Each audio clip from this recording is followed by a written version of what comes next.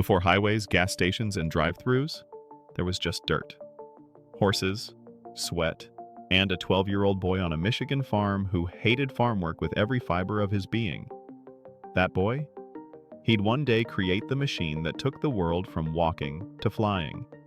Henry Ford was born in 1863 on a modest farm in Greenfield Township, Michigan. His father wanted him to be a farmer, like every man in the Ford family. But Henry? He hated it. He didn't want to spend his life behind a plow. He wanted machines, gears, fire, steam, anything that moved. When he was 15, he saw a steam engine for the first time. It wasn't sleek, it wasn't fast, but it moved without a horse, and something in his mind clicked. "I knew right then," he later said, "this is what I'd spend my life building." So, he left the farm, moved to Detroit, took a job as an apprentice machinist, making just $2.50 a week. It wasn't glamorous, it wasn't secure, but it was freedom. Years passed. Henry got married, had a son, got a job at Edison Illuminating Company.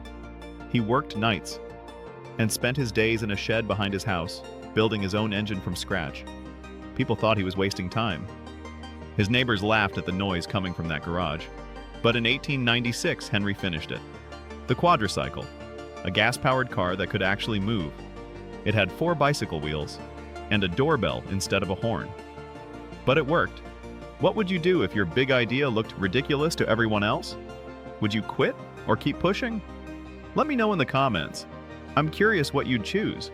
He quit his job, tried to turn his dream into a business, but his first company failed. Then his second company failed too. Investors said he was too slow, too idealistic, too obsessed with perfecting his car. Twice bankrupt, nearly 40. Everyone said it was over. But Henry believed something no one else did. "The car isn't for the rich," he said. "It's for the everyman, the farmer, the teacher, the worker. If I can make it cheap enough, the world will change." In 1903, he tried again, the Ford Motor Company. At first, they made a few expensive cars. They were decent, but not what Henry wanted. Then in 1908, he unveiled the Model T, a simple, affordable, durable car priced at $850.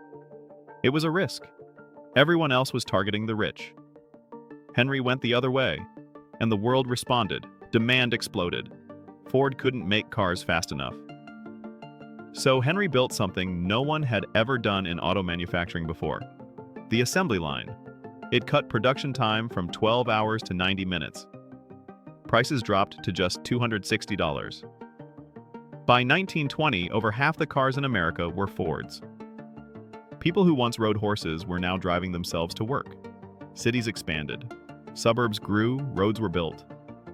All because one man refused to let money, or failure, define him. Have you ever been told your dream was too big for someone like you? Drop it in the comments. I want to hear your story. But Henry's journey wasn't perfect.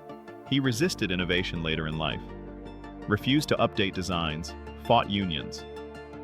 And by the end, his son Edsel, the one meant to carry the legacy, died before him. Ford's story is a reminder. Success isn't always pretty, and changing the world doesn't mean you'll win every battle. But thanks to that stubborn farmer's son, the world moves on wheels. Henry Ford once said, "Whether you think you can or you think you can't, you're right."